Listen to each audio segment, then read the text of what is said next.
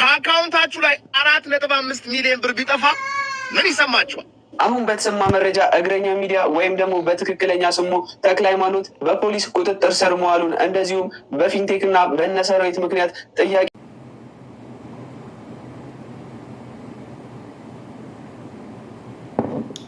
እናንተ እንዴት ናችሁ? የጀማ ደህና ናችሁ? ሰላማችሁ እዛ በያላችሁበት የዓለም ዳርቻ።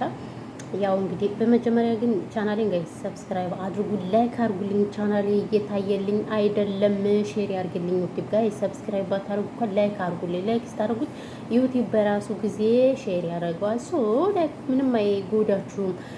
ምክንያቱም ያው ያለው ከመዳም ኩሽና ነኝ። እህታችሁን አበረታቱ። ምንድን ነው እናንተ እኛ እኮ አረብ ሀገር ያለ ልጆች እኮ በነገራችን ላይ ስበሳችን አንበረታታም። እኛ የምናሽቃብጠው ለማንም ፌመስ ቲክታከር ለማንም ዩቲዩበር ቲክታከር እንጂ እኛ ስበሳችን ተጋግዘን አረብ ኩሽና አንወጣም ማለት ነው። እውነት ለመናገር ማለት ነው። እና እንደዛ ነው እላችኋለሁ። ሰብስክራይብ የምታደርጉኝ እናቶች ደግሞ በጣም ነው የማመሰግነው። ቴንኪ ውዶች ማሮች።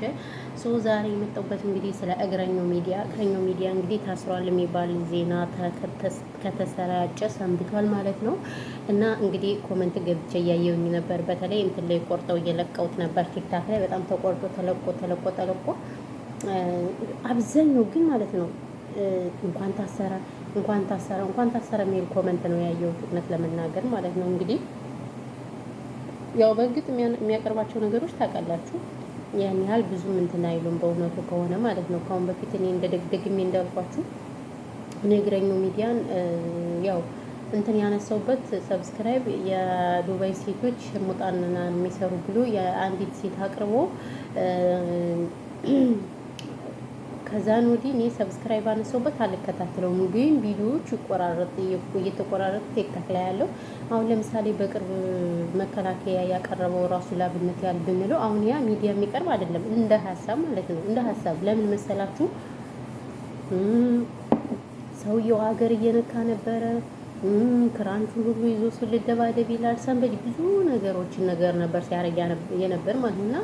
እኔ ያ ሰውዬ እርግጠኛ ነኝ ጤነኛ ግን አይመስለኝም። ምናልባት አሞት ምናምን ሊሆን ይችላል ብዬ ነው ያሰብኩት። እና እንደዚህ አይነትን ሰው ሐኪም ቤት ነው መሄድ ያለበት እንጂ ሚዲያ ላይ ቀርቦ በዛ ልክ እንደዛ ማድረግ የለበትም። እና ብዙዎች ቁጣቸውን ገልጸውታል።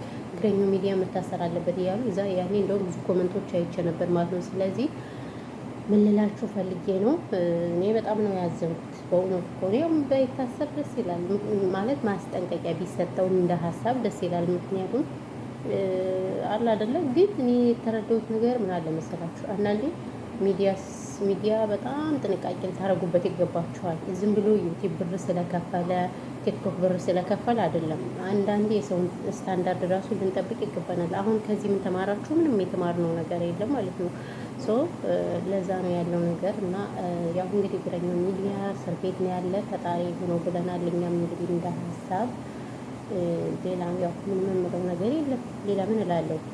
እንግዲህ እስሩን ቀለል ያድርግለትና ከስሩ ይፈታ ነው ምን ሌላ ምንም ማለት ነው። ምንም ግን እንዳልኳችሁ ሶሻል ሚዲያ ጥንቃቄ ያስፈልጋል። የኛ ሰው ደግሞ ሲጥላችሁ በቃ እንደው እርግጥ ምንም ያድርጋችሁ ሲጥላችሁ እርግጥ ደግሞ ሲያሞግሳችሁ ደግሞ ልክ በዛው ልክ በቃ ምን ልበላችሁ በቃ ከገነት አለ አይደል እንደዛ ነው የሚያረጋችሁና በተለይ ሶሻል ሚዲያ ስንጠቀም የሰዎችን ስታንዳርድ እየጠበቀን መሆን አለበት ብዬ ነው ማሰብ ማለት ነው። እንደኔ አሁን ብዙ ጊዜ ዩሃ ሚዲያን አይታችሁ ከሆነ ዩሃ ሚዲያ የሚያቀርባቸው በጣም ደስ የሚሉ ናቸው በነገራችን ላይ። እና ያለው ነገር ይሄ ነው።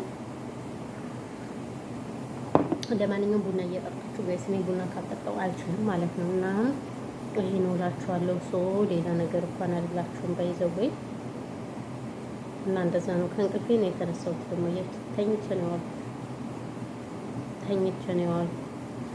እና በተረፈ ይሄ ነው። ሌላ ባልላችሁ ብዙ ወሬ አላወራባችሁም። እንግዲህ ሌላ ምን ላወራችሁ? አሁን ስለ እግረኛው የነበረን ሚዲያ እንግዲህ ስለ እግረኛው ሚዲያ የነበረንን በዚህ ተጠናቋል። እንግዲህ ባይዘዌ ሙቀት አለ ጋይስ፣ ራሳችሁን ጠብቁ። በዚሁ አጋጣሚ ሙቀቱ ኦ ማይ ጋድ ሙቀቱ አሁን የመጨረሻው አራራ ነው በነገራችን ላይ እኛ ጋር በጣም ኃይለኛ ሙቀት አለ። ሰው ለዛ ስለሆነ ሙቀታችንን እንትን እያለ ነው